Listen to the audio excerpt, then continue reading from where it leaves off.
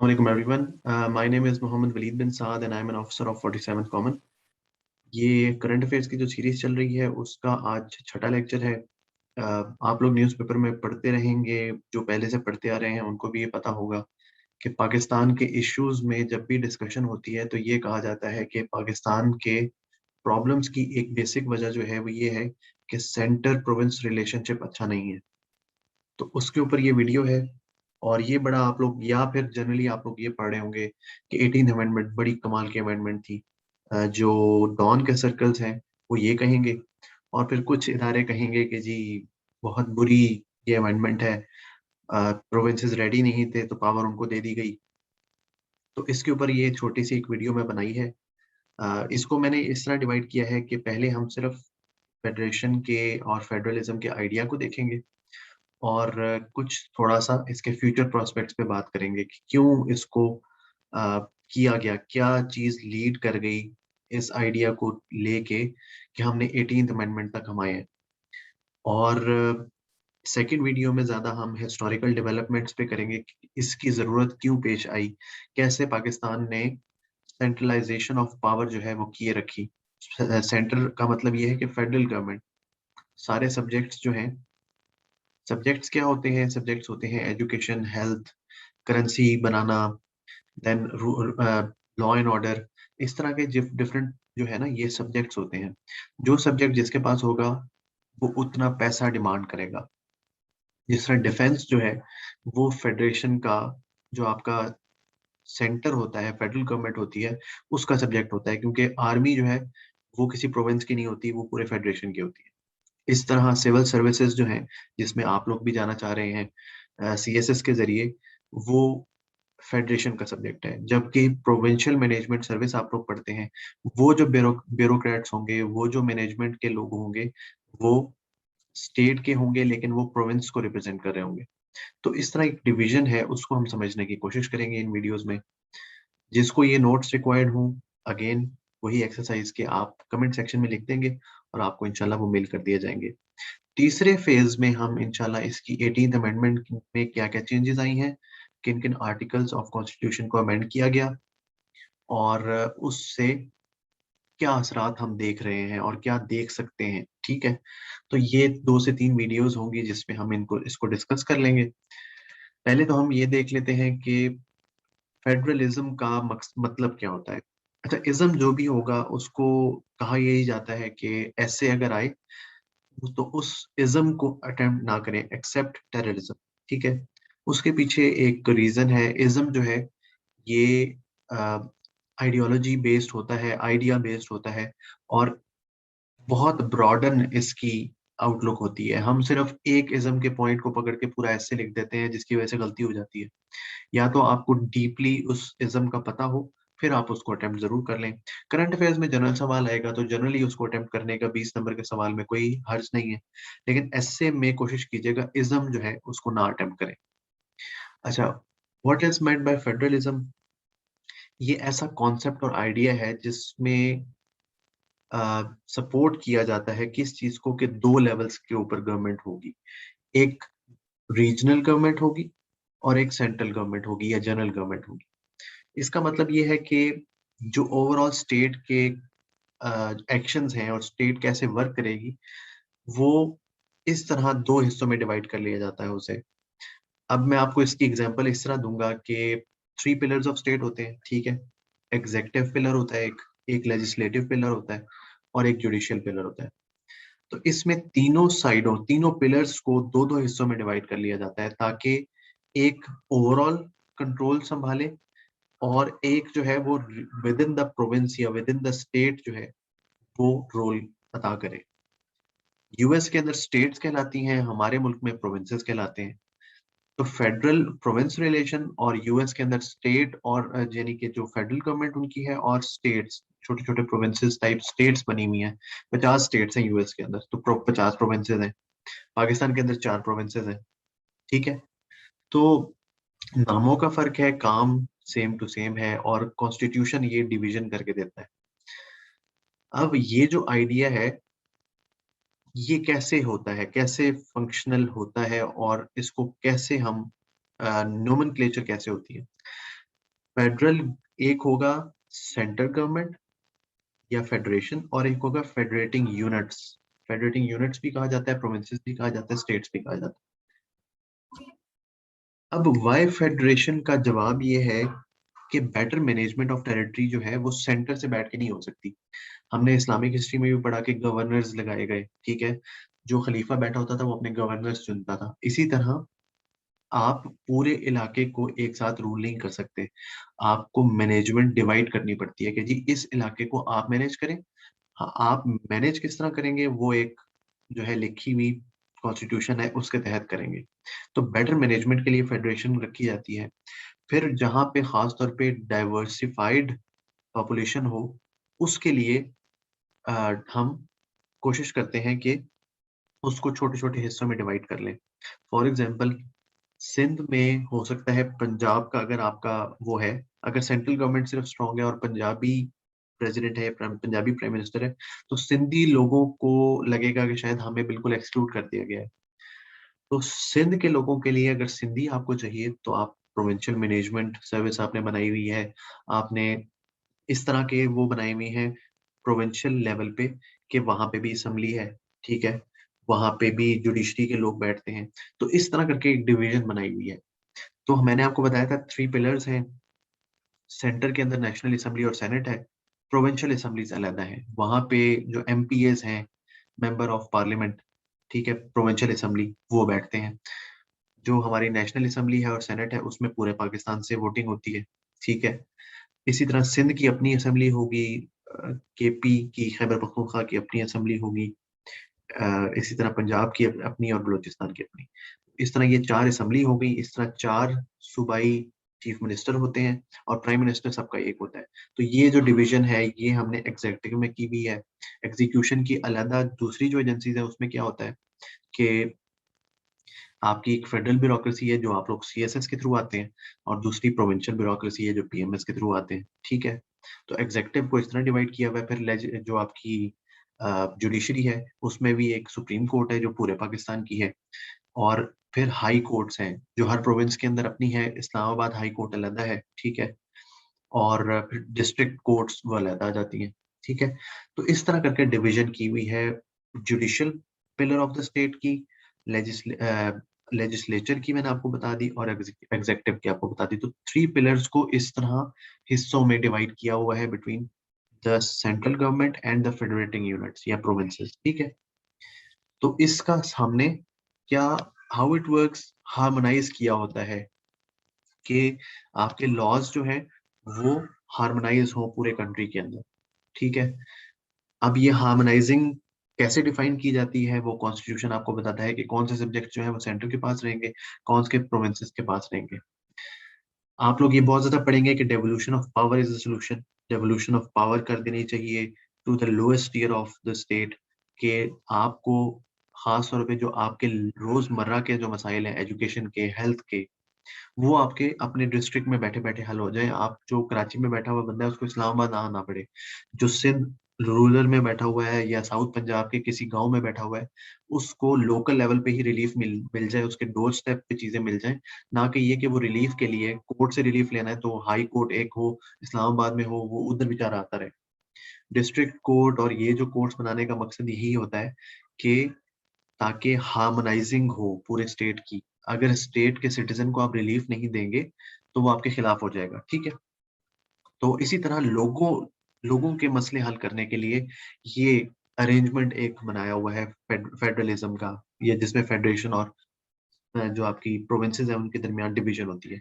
फिर power division is set bye constitution, ये मैं बता चुका हूँ। People follow 2 set of rules, इस वजह से 2 सेट ऑफ रूल्स वो फॉलो कर रहे होते हैं। एक प्रोविंशियल गवर्नमेंट अपने लिए खुद बनाती है और एक सेंटर बनाता है, ठीक है। ये सेंटर सिंगल नेशनल करिकुलम में इंशाल्लाह अनकरीब जो है वो आप लोगों को बताऊंगा।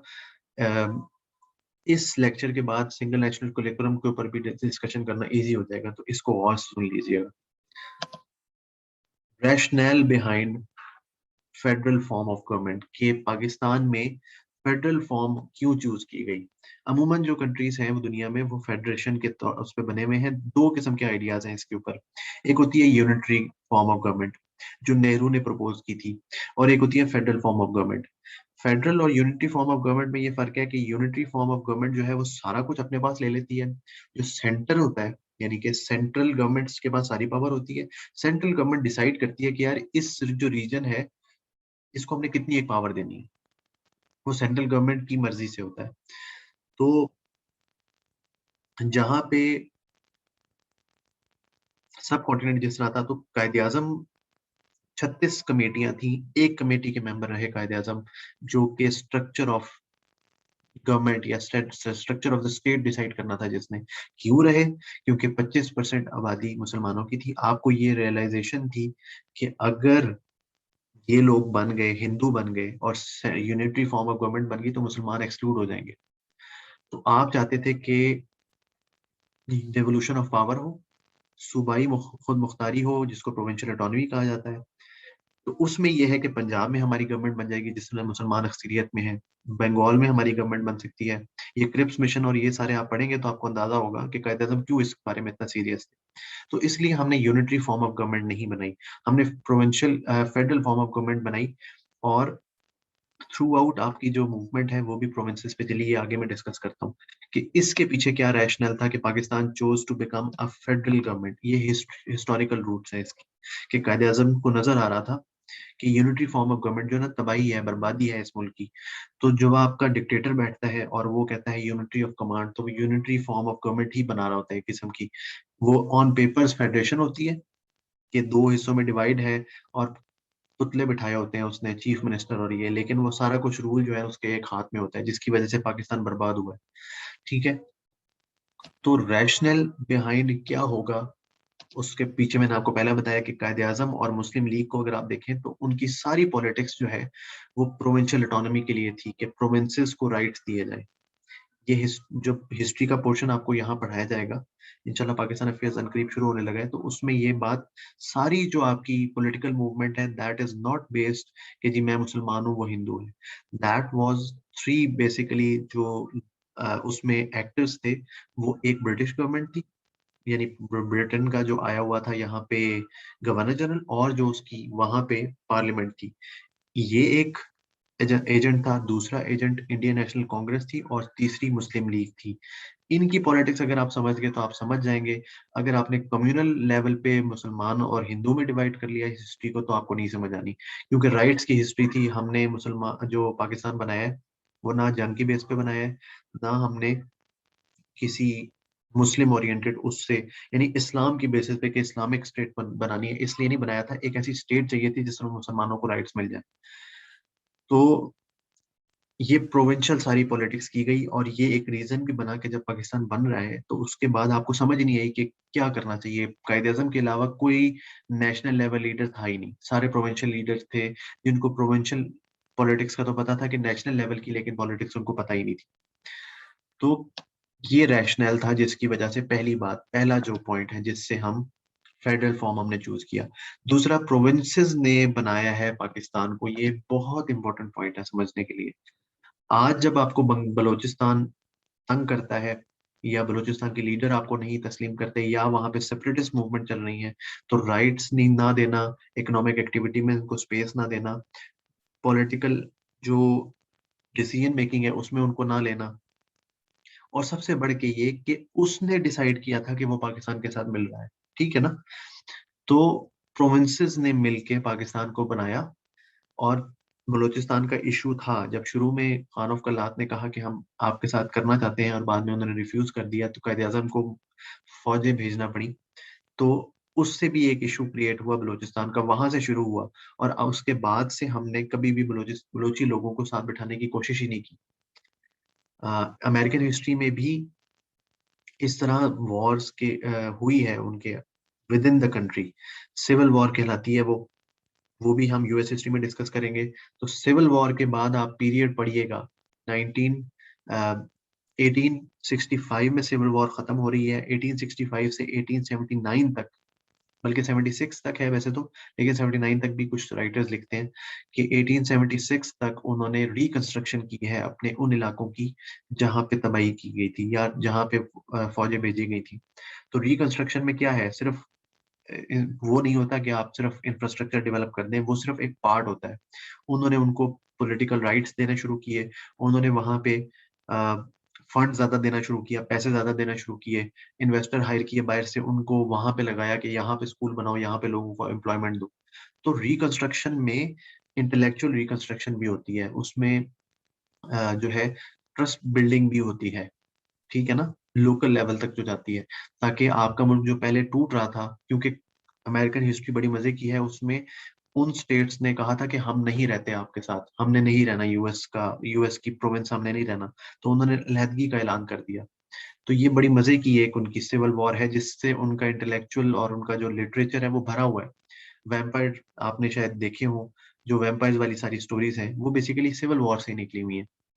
तो ये जो है आपकी साइकी पे असरअंदाज होती है। इसी तरह ये आपके रीजंस बने जिसकी वजह से आपने एक फेडरल गवर्नमेंट बनाई है। तीसरा रीजन जो है वो भी बहुत इंपॉर्टेंट रीजन है कि Pakistan is a country with a large population and high cultural diversity.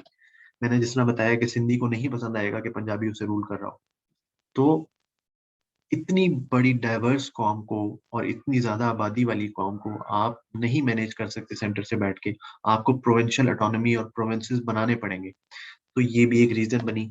ये तीन बहुत इंपॉर्टेंट रीजन है, जो आपके अगर पेपर में वो पूछा जाए या आपसे कोई ऐसे भी पूछा जाए तो ये एनालिसिस के अच्छे पॉइंट्स हैं। फ्यूचर प्रोस्पेक्ट्स क्या है, क्यों डेवोल्यूशन ऑफ पावर जो है उसके ऊपर कितना ज्यादा फरोग आजकल दिया जाता है इंटरनेशनली। उसकी रीजन ये है कि लोकल लेवल का इवेंट जो है वो ग्लोबल लेवल पे इम्पैक्ट कर रहा है, और ग्लोबल लेवल का इवेंट जो है वो लोकल लेवल पे इम्पैक्ट कर रहा है। तुनिसिया में एक बंदा अपने आप को आग लगाता है, उसके उसके बाद जो है सोशल मीडिया के थ्रू एक मूवमेंट शुरू हो जाती है अगेंस्ट द किंगडम्स। जितने भी किंग्स हैं मिडिल ईस्ट में बैठे हुए, उन सब के खिलाफ एक मुहिम शुरू होती है सोशल मीडिया के थ्रू। और उसको कहते हैं अरब स्प्रिंग। इसको भी एक दफा देख लीजिएगा, 2012 में ये शुरू हुआ। तो ये वाले जो इश्यूज हैं कि आज की जो ब्यूरोक्रेसी जो लोकल लेवल पे बैठी हुई है, बाहर के जो हालात हैं, बाहर के जो इश्यूज हैं और ग्लोबल जो थ्रेट्स हैं, जिसमें इन्वायरमेंटल थ्रेट है, टेररिज्म है, ये वाले जो चीजें हैं, फिर ऑयल ऑयल की मूवमेंट, ट्रेड, पेंडेमिक पेंडेमिक एक ग्लोबल इशू था, लेकिन उसका लोकल लेवल पे हमने असरात देखे ना, कि हमें बंद करना पड़ा चीजों को, बाहर से ट्रेड रुकी तो यहाँ पे अनएम्प्लॉयड हो गए लोग, ठीक है। तो इस तरह के इश्यूज को लोकल लेवल पे रिजॉल्व करना जरूरी है, सेंटर बैठ के कुछ नहीं कर सकता इन पे। तो सेंटर अलहदा से करेगा इन पैरेलल, लेकिन लोकल लेवल पे जब तक एडमिनिस्ट्रेशन नहीं होगी तब तक ये मसले हल नहीं हो सकते। तो ये है फ्यूचर प्रोस्पेक्ट्स की बात, कि अगर आप इनको नहीं देते, एम्पावर नहीं करते, तो आपके लिए बहुत बड़े मसले हो जाएंगे। तो ये पहली वीडियो है, मैं इंशाल्लाह इसको दोबारा से आगे भी है इसके बारे में हमने हिस्ट्री, जिस तरह मैंने कहा कि मैं आपको हिस्टोरिकल बैकग्राउंड बताऊंगा, तो इसको एक नज़र देख लीजिएगा। ये आइडिया बेसिस पे मैंने समझा दिया है कि क्या आइडिया था, क्यों ये बनाया गया, और क्यों federal federal form of government जो है वो आज के बारे में कहा जाता है कि डिवॉल्व करो, फेडरल फॉर्म ऑफ गवर्नमेंट बनाए और डिवॉल्व करें नीचे तक, नीचे पावर एम्पावर करें। इंशाल्लाह आप लोगों से फिर मुलाकात होती है। जरूर फीडबैक दीजिएगा, और जिसको रिक्वायर्ड है वो दोबारा से मैं कह रहा हूँ कि कमेंट सेक्शन में लिख दें, ताकि हम उसको मेल कर दें। बहुत शुक्रिया। ओके जी, अल्लाह हाफिज।